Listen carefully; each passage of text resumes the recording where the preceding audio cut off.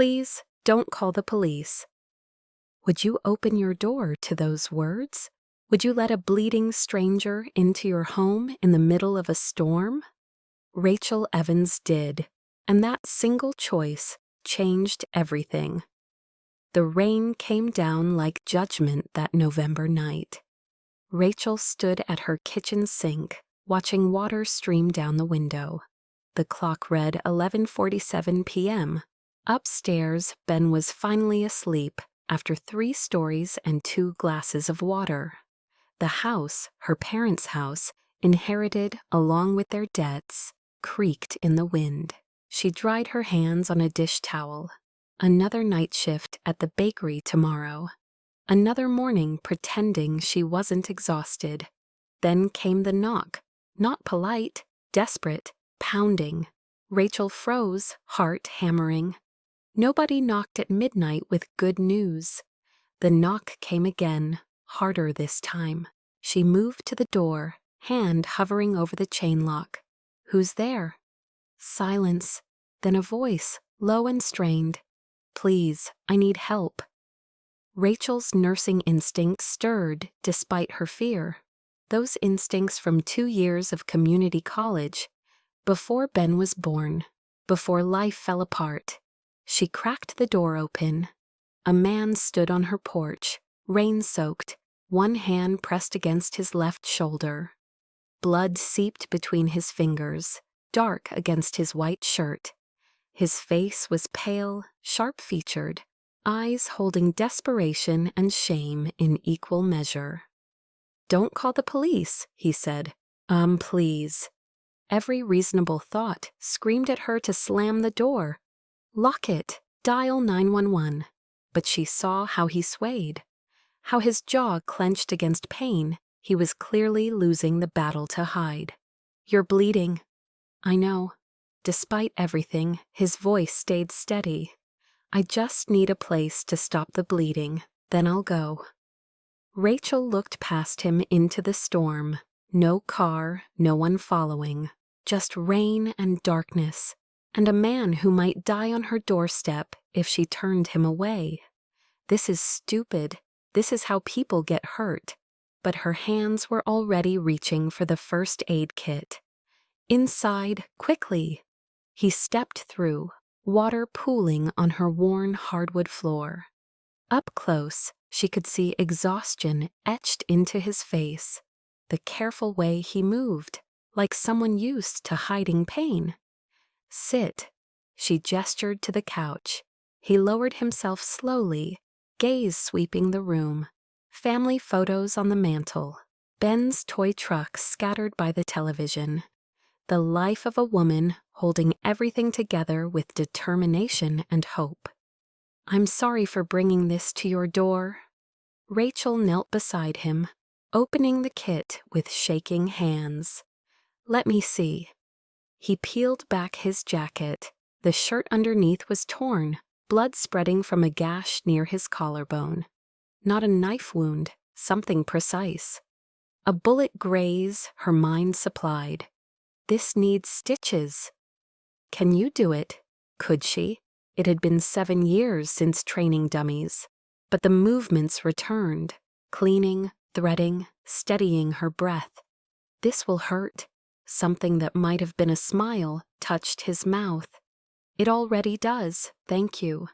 She worked in silence, hands steadier than her heart.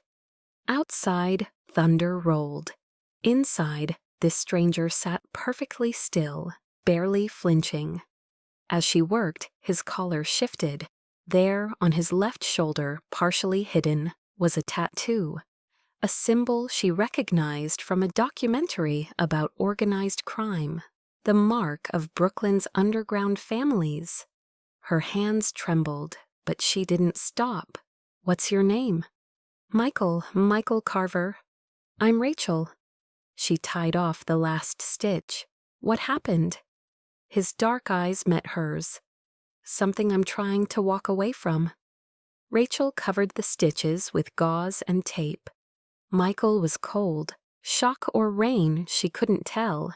"You should rest. You've lost blood." "I can't stay." You can barely stand." As if to prove her point, Michael tried to rise and immediately sat back down, jaw tight. "1 hour," Rachel said firmly. "Then you can leave." She brought him a blanket and water. He accepted both with a nod that felt like gratitude and surprise, as if kindness was unexpected. Rachel sat in the armchair across from him, maintaining distance. The rain drummed the roof. The house settled around them. "You have a child," not a question. "My son, Ben, he's 7. Her voice softened. "Sleeping upstairs?" "And his father? Gone, 2 years now. Decided parenthood was too much responsibility." Michael was quiet. "I'm sorry." "Don't be. We're better off." But were they? Rachel worked nights at minimum wage. The mortgage was 3 months behind. Ben needed new shoes. And now she had a bleeding stranger marked by criminals on her couch. Just like Mom, she thought. Always opening the door. Always believing people could change. Her mother had been a nurse, a real one. She'd brought home strays, human ones, people nobody else would help. Dad had hated it, but Mom stayed stubborn. "Everyone deserves a chance," she used to say. Rachel had been 16 when her mother died in a car accident. Her father followed 6 months later, his heart simply giving up. She'd inherited this house, these debts, and apparently her mother's instinct for taking in wounded things. "Is someone looking for you?" "Yes." No hesitation, no lie. "Are they dangerous?" "Very." Rachel's throat tightened. "Then why did I let you in?" "Because you're kind, and kindness doesn't always calculate risk." She should be terrified. She was terrified. But something in his weariness matched her own. Like he'd been running so long, he'd forgotten what stopping felt like. "You can't bring trouble here, my son." "I know, I won't, I promise." She watched him close his eyes, breathing evening out. The wound had stopped bleeding. Color returned to his face. In sleep, the hardness softened. Rachel pulled the blanket higher. 1 night, then he's gone. But climbing the stairs to check on Ben, she wondered if fate had other plans. Outside, the storm raged. Inside, the house held its secrets. On the mantel, in a silver frame, Rachel's mother smiled from an old photograph. Forever 38, forever kind, forever believing everyone deserved saving. Morning arrived with pale sunlight through rain-washed windows. Rachel woke to the smell of coffee. Her eyes snapped open. She didn't make coffee last night. She threw on her robe and hurried downstairs. Michael stood in her kitchen, dressed in yesterday's blood-stained shirt, pouring water into her ancient coffee maker. He moved carefully, favoring his injured shoulder. "You're still here." "Apparently, I hope you don't mind." "Mom!" Ben's voice cut through the moment. He bounded down the stairs in dinosaur pajamas, hair sticking up everywhere, and skidded to a stop when he saw Michael. His eyes went wide. "Who's that?" Rachel's heart lurched. "Ben, I'm Michael."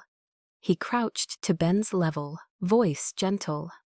"I'm a friend of your mom's."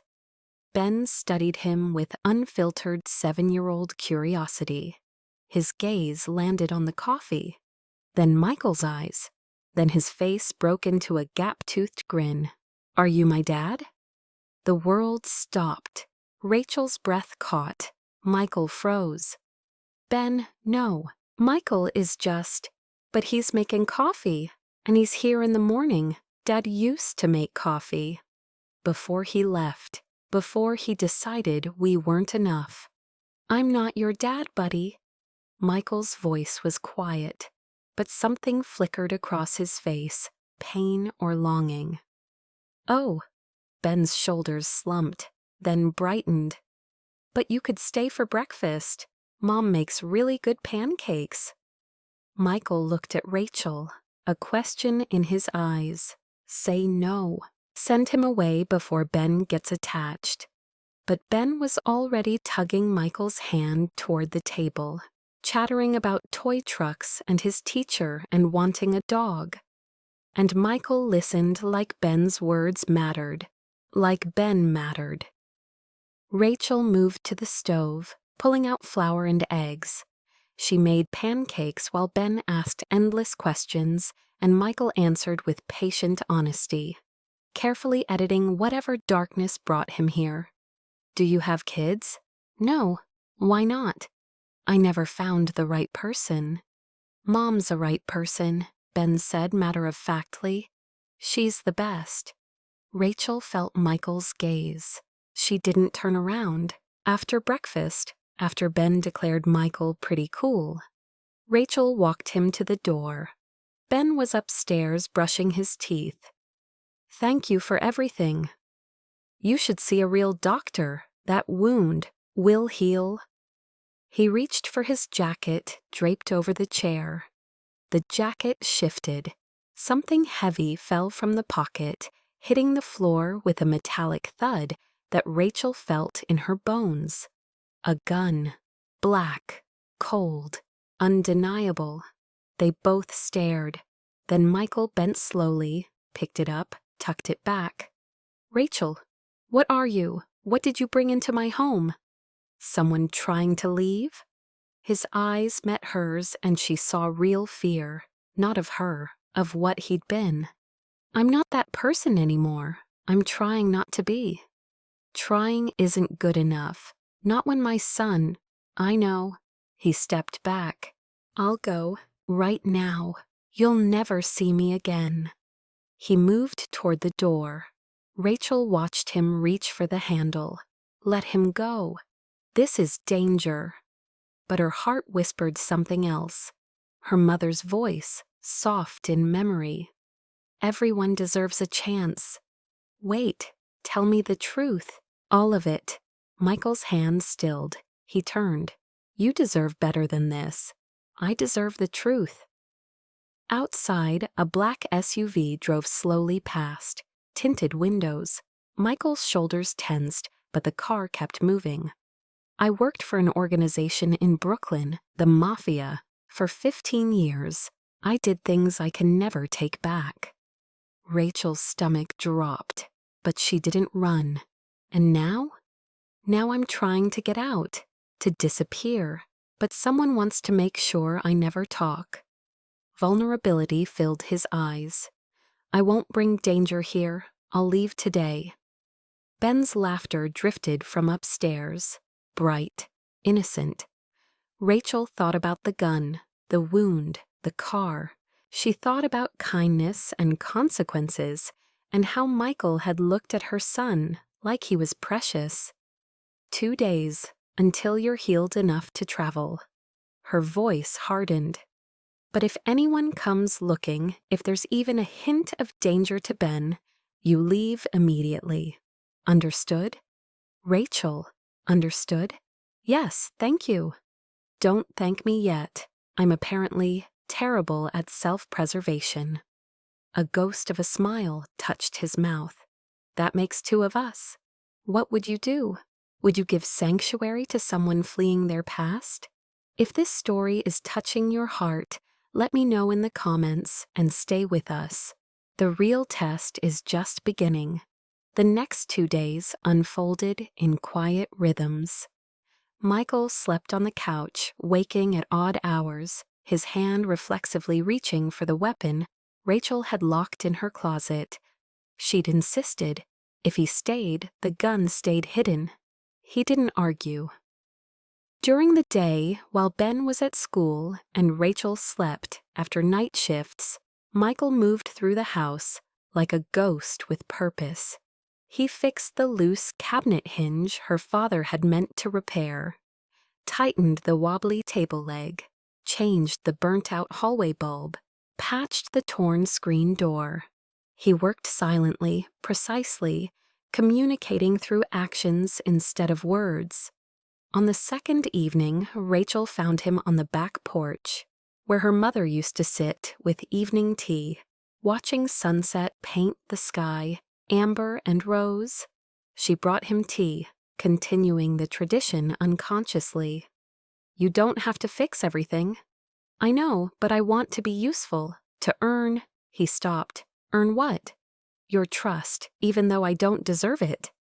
Rachel studied his profile, the scar on his jaw, how he held himself like he expected the world to strike.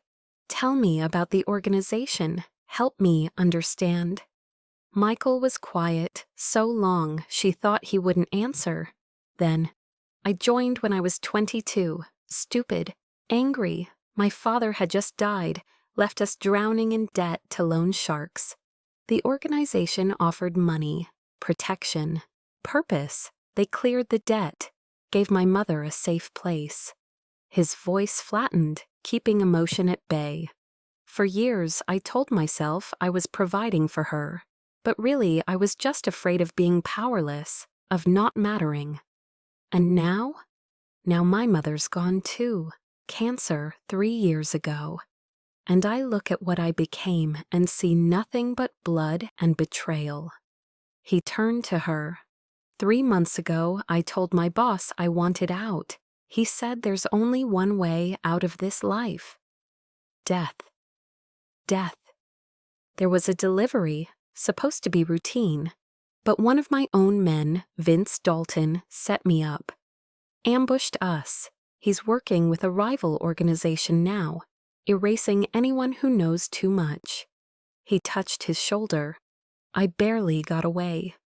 Rachel's tea had gone cold. "And this Vince is still hunting you. He won't stop until one of us is dead." The words settled between them like stones. Rachel thought about Ben upstairs doing homework, about the safe, ordinary life she'd tried so hard to build. "You should go." But the words lacked conviction. "I will, tomorrow morning." "Why tomorrow?" Michael met her eyes. "Because tonight I want to remember what it feels like to sit on a porch with someone kind, to watch the sky change colors, to pretend I'm someone different." Rachel's chest tightened. She saw the man he might have been in another life, the man he was trying to become. "If you want peace, it starts with telling the truth, not just to me, to yourself, about what you've done and what you want to do differently." "And if I'm afraid the truth makes me irredeemable?" "Then you let someone else decide. You don't get to be both the criminal and the judge, Michael. That's not how redemption works." She stood, leaving him with the sunset and his thoughts. Inside, Ben called for her. "Mom, can Michael help me with my math?" Rachel looked back through the screen door. Michael still sat there, shoulders curved like a question mark. He's trying. That has to count for something. "Michael, Ben needs you." He turned. Surprise flickered, then something warmer. Coming. And for the first time since he'd knocked on her door, Rachel saw him smile. The next morning arrived soft and golden. Rachel woke to voices downstairs, male, child, laughter. She descended in her robe to find Michael and Ben in the kitchen making pancakes, if pancakes were supposed to look like abstract art. "We're making breakfast," Ben announced proudly. "Michael's teaching me to flip." "I can see that." Rachel surveyed the flour-dusted counter, eggshell fragments, and genuine happiness on her son's face. "How's it going?" 3 landed on the floor, Michael admitted, but the last 2 stuck. Ben held up a misshapen pancake like a trophy. "This one looks like a dinosaur." "It absolutely does," Rachel said, biting back a smile. They ate together at the small table, sunlight streaming through windows. Ben chattered about school, his friend Jake's new bike, the spelling test he'd aced. Michael listened with quiet attention, asking questions that made Ben light up. Rachel watched them and felt something dangerous bloom in her chest. Don't get used to this. He's leaving. This isn't real. But it felt real. The warmth, the ease. How Michael looked at Ben like he was miraculous. After breakfast, Rachel had to run errands, groceries, and picking up medication for Mrs. Henderson next door. She hesitated at the door. "You're sure you're okay watching him?" "We'll be fine." He glanced at Ben, already pulling out toy trucks. "Right, buddy. We're gonna build a racetrack. The biggest one ever." Rachel left them there, the image of normalcy almost painful in its sweetness. An hour later, returning with full grocery bags, she found them in the backyard. Michael had dragged out her father's old toolbox, the one Rachel hadn't opened without crying, and was teaching Ben to hammer nails into scrap wood. "Like this," Michael said, his hand guiding Ben's smaller one.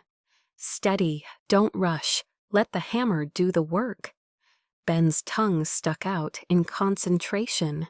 The nail went in crooked but solid. "I did it. You did. Natural talent." Rachel set down the groceries and watched from the doorway. Michael caught her eye over Ben's head, and something passed between them. An understanding, a shared moment of this is what we're protecting. "Mom, look, I'm building a birdhouse. Michael said birds need homes too." "That's beautiful, baby. And when it's done, we can paint it blue and hang it where Grammy used to hang hers and—" Ben stopped. His face fell. "Are you still leaving tomorrow?" Michael's expression shuddered. "I have to." "Why?" "Because sometimes staying puts the people you care about in danger." "But we're not in danger. You're here. You keep us safe." Rachel's throat closed. She knelt beside her son. "Ben, honey, Michael has important things he needs to do." An engine sound cut her off. All three turned toward the street. A black SUV rolled past, windows tinted, moving too slowly. It paused in front of the house for a long, terrible moment, then continued down the street. Michael's entire body had gone rigid. His hand moved instinctively toward his hip before remembering. His eyes tracked the vehicle with professional precision. "Inside, both of you, now." Ben looked between them, confusion shifting to fear. "What's wrong?" "Nothing's wrong, buddy." Michael's voice stayed calm, even as his eyes swept the street. "Just time for lunch." But Rachel saw it, the tension in his jaw, his military straight shoulders, how he positioned himself between them and the street. They found him. Inside, Michael locked doors and pulled curtains. His movements were efficient, militaristic. The gentle man who'd made pancakes was gone, replaced by someone who'd survived 15 years in a world Rachel couldn't imagine. "Rachel?" He kept his voice low so Ben wouldn't hear. "That car might have been nothing. But you don't think it was nothing." "No, I need to leave tonight, before they come back." Ben tugged her sleeve. "Mom, what's happening? Why does Michael look scared?" "He's not scared. Everything's okay." But over Ben's head, she watched Michael peer through the curtain. His shoulders were tight, his breathing controlled. Rachel realized with cold clarity, the storm hadn't passed. It had only just begun. Mrs. Henderson appeared at the back door, worried face pressed against the glass. Rachel let her in. "Rachel, dear," the older woman whispered. "I saw that car. It circled the block 3 times. Should I call someone?" Michael turned from the window. "No police? Not yet." Mrs. Henderson studied him, this stranger in Rachel's house, and her expression shifted from concern to understanding. "You're the one who knocked in the storm." Michael nodded once. "And now the storms followed you here." "Yes, ma'am." Mrs. Henderson looked at Rachel, then at Ben clinging to his mother. "Sometimes redemption comes knocking in the middle of the storm, dear. But sometimes the storm comes back to test if the redemption is real." She squeezed Rachel's hand and left through the back door. Rachel stood there, holding her son, watching Michael watch the street, wondering if kindness was about to cost them everything. That night, Rachel couldn't sleep. She lay in bed, listening to the house settle. Michael was downstairs, wide awake. She could feel his vigilance like electricity in the air. Ben slept peacefully in the next room, innocent of the dangers circling their small life. At 2 a.m, she gave up and went downstairs. Michael sat in the dark living room, positioned to see both the front door and window. He looked up as she entered. "You should rest." "So should you, but we're both too smart for that." They sat in silence. Outside, a car passed at normal speed. They both tensed anyway. "Tell me about Vince, the man who's hunting you." Michael's jaw tightened. "He was my friend, I thought. We worked together for 8 years, saved each other's lives more times than I can count. His daughter was in the hospital once, leukemia, and I paid her bills when insurance wouldn't cover it. So what changed? I did. I started questioning orders, started seeing the organization for what it really was. A machine destroying everything it touches. Vince saw my doubt as weakness, as betrayal. And he's working with your enemies now. With the Rossetti family, our biggest rivals. They'll pay him well for my death and whatever information I have. Vince doesn't believe in loyalty, only survival. And right now, I'm a threat." "How did you escape the ambush?" "Luck and paranoia. I'd started carrying a burner phone. Used it to call someone who owed me a favor. He got me out, drove me until his engine died about a mile from here. Then I walked through a storm and knocked on a stranger's door." "Not much of an escape plan." "No, but I'm grateful it led me here." The words hung between them, weighted with meaning neither quite dared examine. "You can't stay." "I know. But you can't run forever either." "I know that too." Michael's voice roughened. "That's the thing about my life, Rachel. There's no good ending, only degrees of bad." "I don't believe that. I think you're so convinced you're irredeemable that you're not even trying to find another way." "What other way is there?" "Truth, testimony, the police." "The police? Half the precinct is on someone's payroll. If I walk into a station, I'm dead within 24 hours. Then federal authorities, witness protection, requires evidence, requires trusting a system I've spent 15 years avoiding." He shook his head. "And even if I could, witness protection means disappearing, new identity, never seeing." He stopped. "Never seeing what?" "People who matter, people I'd want to protect." Her heart kicked. "Michael." A sound outside, footsteps on gravel. They both froze. Michael moved instantly, silently. He crossed to the window, peered through a crack in the curtains. His whole body went taut. "Rachel, go upstairs, get Ben, don't turn on lights." "What? Now?" The command sent her moving, heart hammering as she climbed the stairs. She slipped into Ben's room, scooped him up, still sleeping, thank God, and carried him to her bedroom. "Mom," he mumbled, "what's wrong?" "Shh, baby. Everything's fine. Just a game. She locked the door, pulled out her phone, dialed 911 but didn't press send yet. Please, please let it be nothing. Downstairs, she heard the front door open. Then Michael's voice, low and hard. Vince. Rachel's blood turned to ice. You always were smart, Michael. A different voice, older, cold, smooth like poisoned honey. Seeing shadows everywhere, I taught you well. What do you want? What do you think? You're a loose end, and I don't leave loose ends. The woman and her child have nothing to do with this. That's where you're wrong, brother. The moment you walked through that door, you made them part of this. Collateral, leverage. Rachel held Ben tighter. Her thumb hovered over the call button. Let them go. You want me? Fine, but they're innocent. There's no innocent in our world. You taught me that, remember? You taught me that mercy was weakness. I was wrong.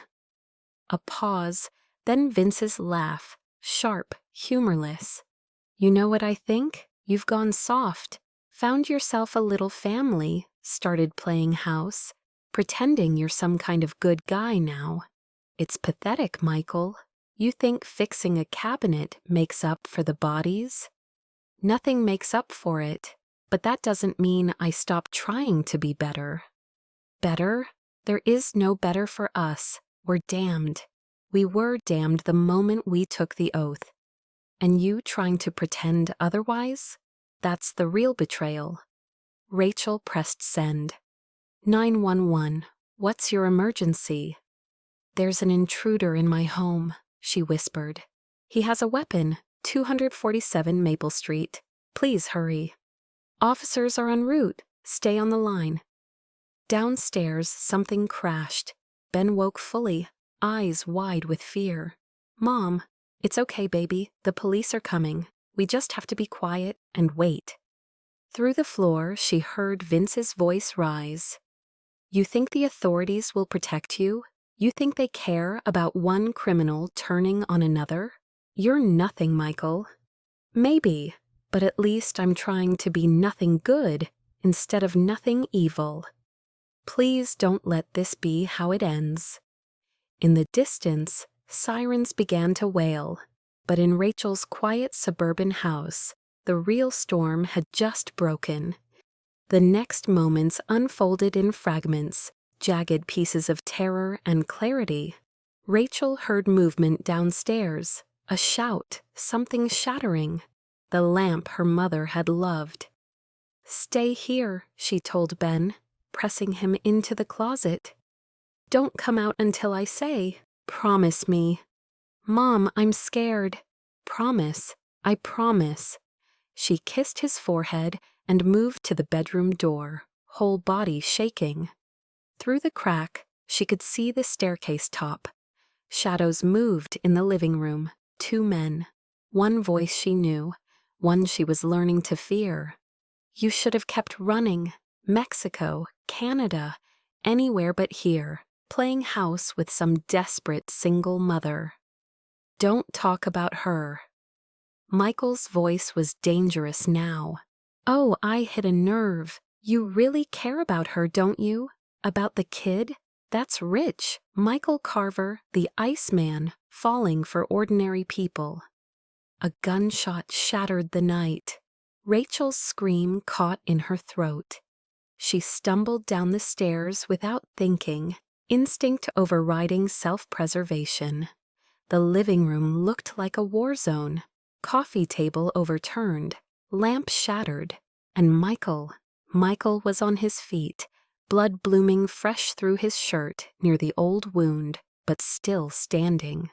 Vince stood by the door, weapon raised, his face twisted, with something that looked like pain masquerading as rage. His eyes flicked to Rachel. Well, the girlfriend. Come to watch your hero die. Let her go. Michael's voice was strained. Can't do that. She's seen too much. And honestly, this seems poetic. A lesson about the price of betrayal. Rachel's mind raced. The police were coming. She could hear sirens getting closer, maybe 2 blocks away. She just needed to buy time. "You're afraid?" Vince's eyes narrowed. "Excuse me?" "You heard me. You're terrified Michael will talk, that he'll bring down everyone. So you come here, threaten a woman and child, all because you're scared." "I'm not." "You are, because Michael's stronger than you. He's trying to change, to be better. And you're just a coward hiding behind false loyalty." "Rachel, don't." Michael's voice was tight with fear for her. "Shut up." Vince swung the weapon toward her. "Lady, you don't know what you're talking about. I know he's twice the man you'll ever be. I know he's spent the last 3 days trying to earn something you'd never understand. Redemption. He's been more of a man in 72 hours than you've been in your entire life." "Redemption? There's no redemption for people like us. We're damned. All of us." "Then why are you so angry that he's trying?" The question landed like a blow. For a moment, just a moment, something flickered in Vince's eyes. Confusion, maybe pain. The weapon wavered. "You could try too. You could choose to be different right now. That's all redemption is. Choosing to be better than you were yesterday." The sirens were on her street now, red and blue lights painting the windows. Vince's jaw clenched. "This isn't over, Michael. They'll send someone else." "Then I'll stop them, but not by running anymore. I'm done hiding." "You're insane." "No, I'm done being a coward." "You want me? Fine, but I'm talking to federal authorities. I'm giving them everything. Every name, every operation, every corrupt official. I'm burning it all down, Vince, including you." Rage twisted Vince's face. He raised the weapon. The front door burst open. "Police, drop your weapon." Everything happened at once. Vince spun toward the officers. Michael lunged forward, tackling him despite his wounded shoulder. The weapon discharged into the ceiling, harmless. Officers swarmed in, shouting, separating bodies, securing the scene. Rachel stood frozen, breath coming in gasps. Then she ran upstairs to Ben. He was still in the closet, curled in a ball, tears streaming. Rachel gathered him into her arms. "It's over, baby. It's over. You're safe." Downstairs, she heard handcuffs click, heard Vince being read his rights, shouting about lawyers, and she heard Michael's calm voice answering questions. She held her son and shook. An hour later, after statements and photographs and neighbor questions, and Mrs. Henderson bringing hot tea with shaking hands, a detective sat across from Rachel at her kitchen table. Detective Sarah Morrison, mid-40s, kind eyes, wedding ring worn thin. "Ms. Evans, I need you to understand something. Mr. Carver is still under investigation. The crimes he's been involved in, they're serious. 15 years of organized crime activity. He's cooperating. He said he'd testify. He has, and that's significant. He's already given us information that's leading to multiple arrests, but there will be consequences. Incarceration time, most likely. He knew that when he agreed to talk." Rachel's chest tightened. "How long?" "That depends on many factors. What he reveals, how useful his testimony is, his own culpability. The district attorney's office will evaluate everything." The detective paused. "But Ms. Evans, what he did tonight, protecting you and your son, volunteering information, refusing to run, that will matter. Intent matters. Change matters. The law recognizes when someone is genuinely trying to make amends. So there's hope. There's always hope." The detective stood. "We'll need to ask him more questions. He'll be taken into custody tonight. For his protection as much as anything, the organization he's testifying against will want him silenced. Rachel nodded, numb. She found Michael outside, flanked by 2 officers. His hands were cuffed in front. A courtesy because he'd cooperated.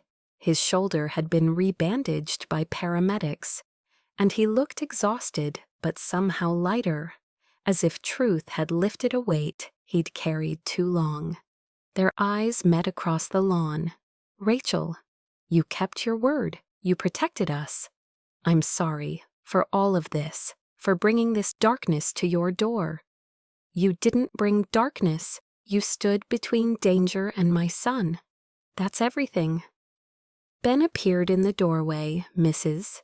Henderson holding him back gently. But he saw Michael, saw the handcuffs. "Where are they taking him?" Ben cried. "Mom, don't let them take him." Rachel's eyes burned. "Baby, Michael has to go.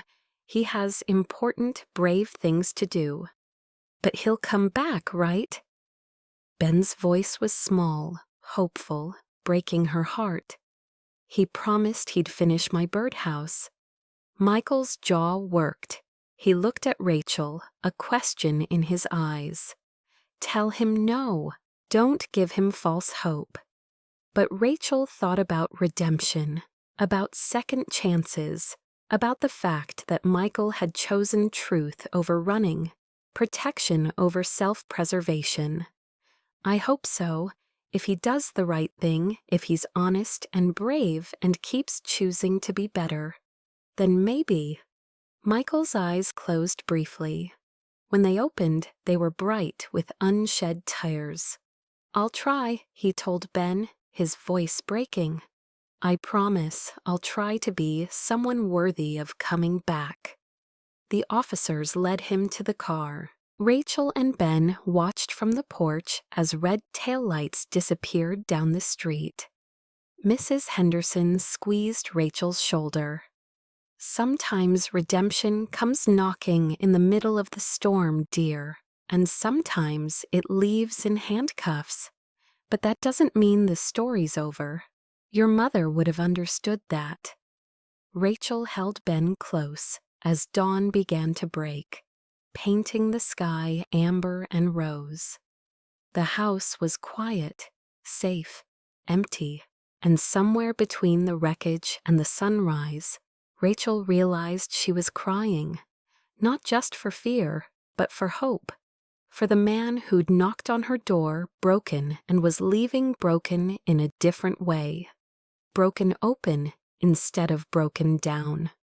In the distance, a bird sang the first note of morning, and in the backyard, the unfinished birdhouse waited. 12 months, 365 days. Rachel counted them all. The first weeks had been chaos. FBI interviews lasting hours, news vans outside with reporters asking invasive questions. Neighbors who looked at her like she'd invited danger into their quiet suburb. Though Mrs. Henderson stood firm beside her, telling gossips exactly what she thought of their judgment. Rachel lost her bakery job within a week. Association with organized crime didn't play well in suburban New Jersey. But Mrs. Henderson helped, connecting her with the library director, who happened to be her niece.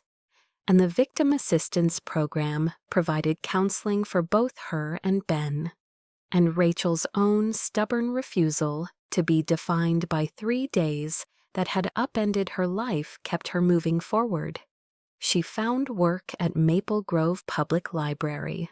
Better hours, benefits, time with Ben. A quiet job sorting books and helping patrons and reading stories to children on Thursday afternoons. Ben had nightmares the first month. Rachel would wake to find him in her bed, curled against her side, whimpering about loud noises. The therapist said it was normal, that with time and consistency and safety, he'd heal. She'd been right. By month 3, Ben's nightmares had faded. By month 6, he smiled more than he frowned. But he asked about Michael every single week. Has he written? At first, Rachel had nothing to tell him. Michael was in protective custody in the middle of testimony, reportedly taking down an entire crime organization. The news called him a key witness and showed his face blurred on television. Headlines screamed about the biggest takedown in a decade. Then, 2 months in, the first letter arrived. Dear Rachel, I don't know if you'll read this. I don't know if I deserve for you to read this. But I wanted you to know I'm keeping my promise. Every day, I'm trying to be better. To tell the truth, even when it's hard, especially when it's hard. The prosecutors say my testimony is helping, that people will be held accountable because I finally found the courage to speak. It's strange. I spent 15 years causing harm.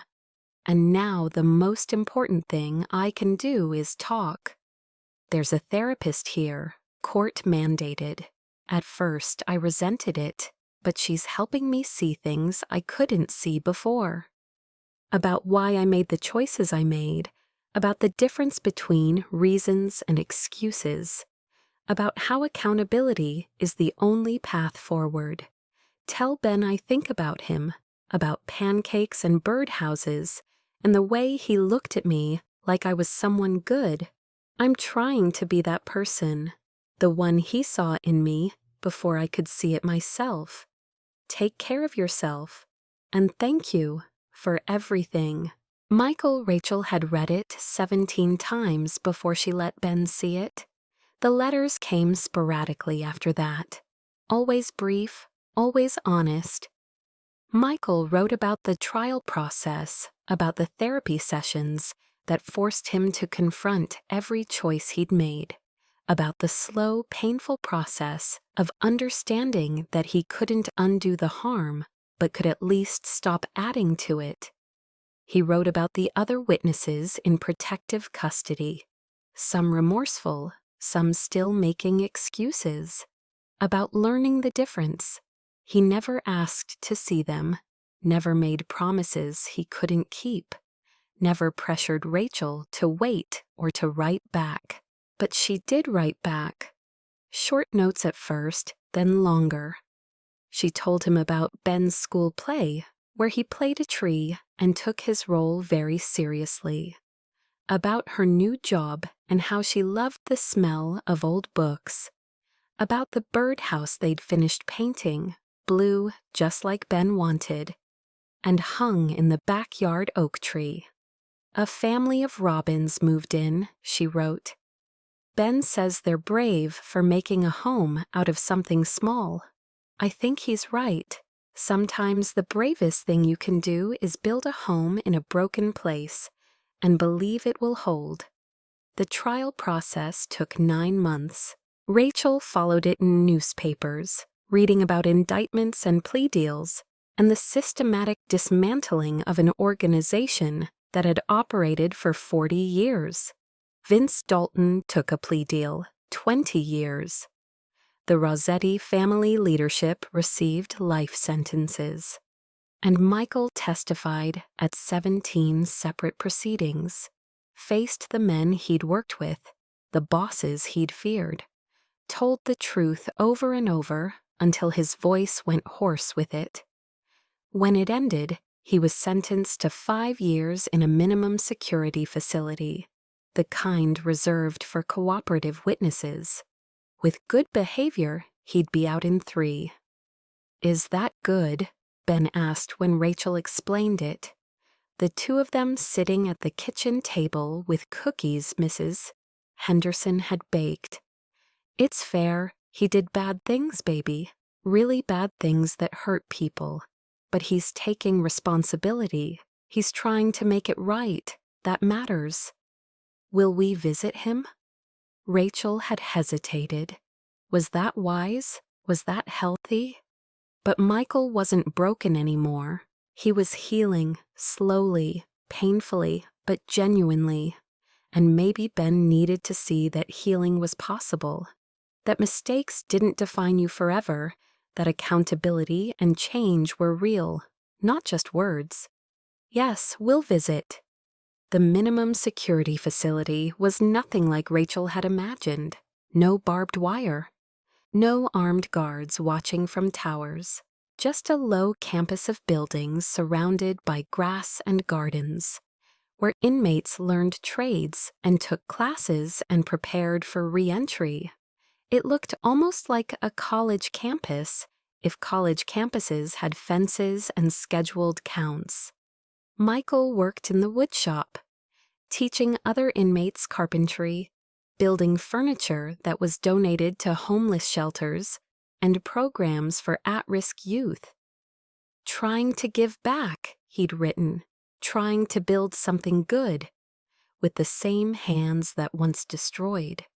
It doesn't erase what I did, nothing can, but maybe it can add something better to the balance. Rachel had thought those words were inspirational, proof that people could change, could choose motivational paths forward, even from the darkest places. Now walking toward the visiting area with Ben's hand in hers on a clear Saturday morning, she wondered if she'd been foolish, if she'd built up a fantasy of redemption that couldn't survive reality. Then she saw him. Michael stood on the other side of the chain-link fence, waiting. He looked different, leaner from outdoor work and regular meals, sun-touched, his hair slightly longer. But his eyes were the same, dark, searching, uncertain, and somehow clearer than before, like something that had been clouding them was finally gone. Ben's grip on Rachel's hand tightened, then released. He ran. Michael!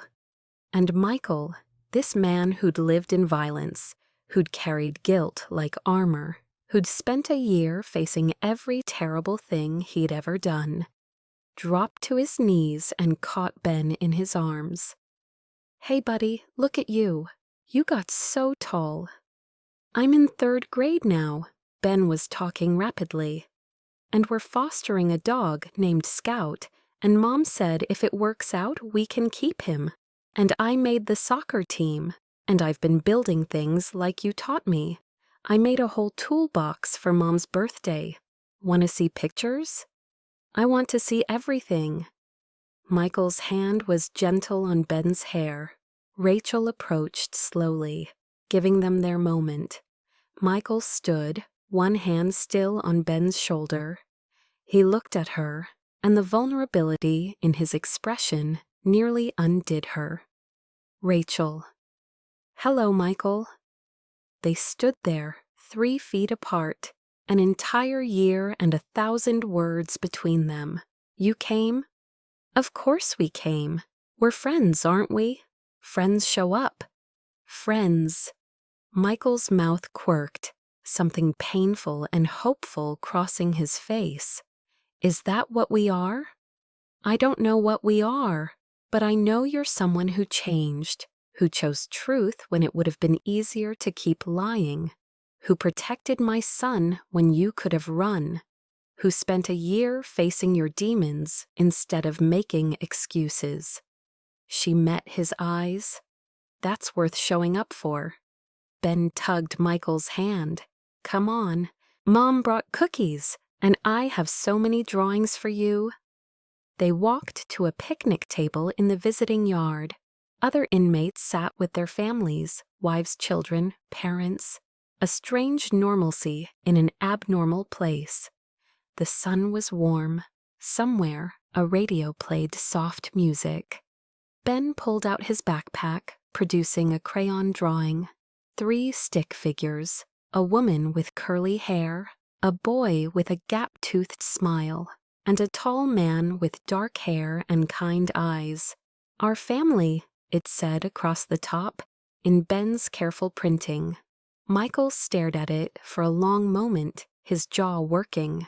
When he looked up, his eyes were bright with unshed tears. "I don't deserve this." "Maybe not," Rachel said quietly.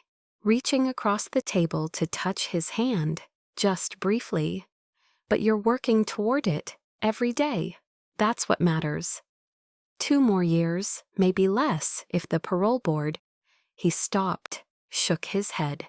I can't ask you to wait. That's not fair. You're not asking, we're choosing. Rachel, I'm not promising anything, Michael. I'm not saying we'll be together or that this is some fairy tale. But I'm saying you're worth believing in. You're worth supporting as you do this hard work. And Ben deserves to see that second chances are real, that people can change if they're willing to do the work. Michael's hand turned over, palm up, and Rachel placed hers in it. His fingers closed gently around hers. I'll spend every day trying to be worthy of that. I know you will. That's why we'll be back next month, and the month after that, however long it takes. Ben threw his arms around Michael. Don't forget me, or Mom, or Scout. Never, buddy, Michael's voice cracked. You and your mom, you gave me a reason to want to be better. They spent 2 hours together. Ben chattered endlessly about school and soccer and Scout the foster dog, who was definitely going to be permanent. Michael listened like every word was a gift, asking questions, laughing at Ben's jokes. Rachel watched them and felt something shift in her chest. Not quite love, not yet, but something warmer than friendship, something like hope, something like possibility. As visiting hours ended, Michael walked them to the gate. Thank you for coming, for bringing him, for not giving up. We're not giving up, we're showing up. There's a difference. Michael nodded, blinking rapidly. 2 years, maybe less. I'm taking every class they offer. Therapy twice a week. Woodworking certification, small business management. I want to be ready to build a real life. I know you do. Rachel, I can't promise I'll be perfect when I get out, or that I won't struggle, but I can promise I'll keep choosing to be better every single day. That's all anyone can do, choose better, one day at a time. Ben threw his arms around Michael one last time. I love you, he said simply, with the unguarded honesty of children. Michael's face crumpled. He pressed his forehead to the top of Ben's head. I love you too, buddy, so much. They walked to the parking lot. Rachel looked back once and saw Michael still standing at the fence, watching them leave, one hand raised in a wave, the drawing clutched carefully in his other hand. Mom, Ben said as they drove away, do you think he'll really change? Like, forever? Rachel thought about letters and testimony, and a man who'd faced his demons instead of running from them. I think he's already changing, and change like that, real change, it doesn't stop. It just keeps going, one choice at a time. Good, because I like him, and I think you do too. Rachel's lips curved. Maybe I do. The road stretched ahead, heading home. Behind them, the sun set in shades of amber and gold. The same colors as that first evening on the porch, a lifetime ago. And in a facility where men learned to rebuild themselves from the wreckage of their choices, Michael sat in his small room and pinned a child's drawing to the wall above his narrow bed. Our family, not yet, maybe not ever, but the possibility was there. And possibility, Michael was learning, was its own kind of grace. 2 years and 3 months later, the knock at the door came on a Sunday morning in May. Rachel was making pancakes. She'd gotten good at them over the years. Ben was setting the table, talking to Scout about his upcoming baseball game. The dog wagged his tail, pretending to understand. The kitchen smelled like butter and vanilla and home. When Rachel opened the door, Michael stood on her porch. No blood this time. No storm, no desperation. Just a man in a simple blue shirt and jeans, holding a small wooden box, his eyes nervous and hopeful and clear. Hi, Rachel's breath caught. I'm out. 3 years, good behavior. They released me yesterday. Yesterday, Rachel's voice rose. Why didn't you call? Because I wanted to ask you something first, in person. Michael's hands tightened on the box. And if the answer is no, I wanted to give you space. Michael. Rachel touched his arm and he stilled. Breathe. He breathed, then opened the box. Inside was a key, simple, silver, new. And beneath it, nestled in tissue paper, a small carved bird, a robin, detailed and perfect, its wings spread in flight. I got an apartment 10 minutes from here. I have a job lined up at Henderson's Custom Furniture. Legitimate carpentry work. I'm still in therapy, still attending support groups. He looked at her. But I wanted you to have this, a key, in case you ever need anything or want to talk, or want to stop by. Rachel finished softly, taking the box, her fingers tracing the carved bird. Yes, I know I don't deserve. Stop. You keep saying that. But Michael, you've spent 3 years earning this, facing your past, changing your future, taking responsibility, building something new from the broken pieces. Her eyes met his. That's not nothing, that's everything. Rachel? Michael's here.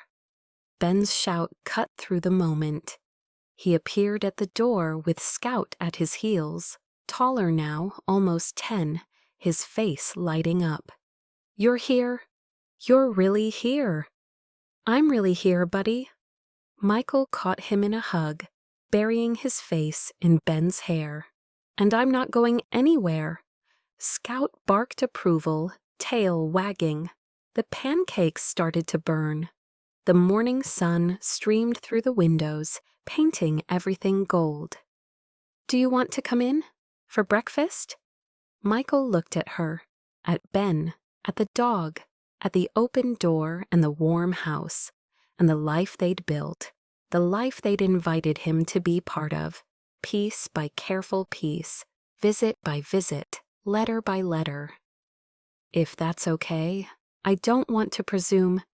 It's okay, it's more than okay. Come home, Michael. So Michael Carver, former member of organized crime, witness, woodworker, work in progress, redeemed man, stepped through the door, not as a stranger this time, not as someone running from his past, but as someone who'd faced it, survived it, changed because of it, as someone choosing his future. One day, one choice, one step at a time. Rachel closed the door behind him, the key warm in her palm, the carved robin a reminder that even broken wings could learn to fly again. Outside, the world kept turning. Inside, something new was beginning. Not perfect, not without scars, but real and earned, and worth every hard-won moment.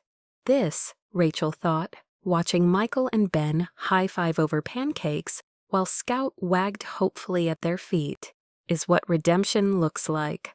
Not an ending, a beginning, not a fairy tale, a choice, and maybe, just maybe, the start of their own kind of family. The kind built not on blood or obligation, but on forgiveness and second chances and the brave decision to believe that people can change. In the backyard, in the oak tree where her mother used to sit, the blue birdhouse held a family of robins. And inside the house that had seen storms and violence and fear, 3 people and 1 dog sat down to breakfast together. A family, imperfect, hard-won, real. And above them all, the morning light poured through the windows like a blessing, like grace, like home, Love doesn't erase the past, but it can rewrite the future. If this story touched your heart, if you believe in second chances and earned redemption, I'd love to hear your thoughts in the comments below. What would you have done in Rachel's place? Do you believe people can truly change? And if you're looking for more stories of hope, protection, and love that heals, subscribe for a new tale every night. Thank you for listening. Sleep well, dream kindly, and remember, we all deserve the chance to become better than we were. Good night.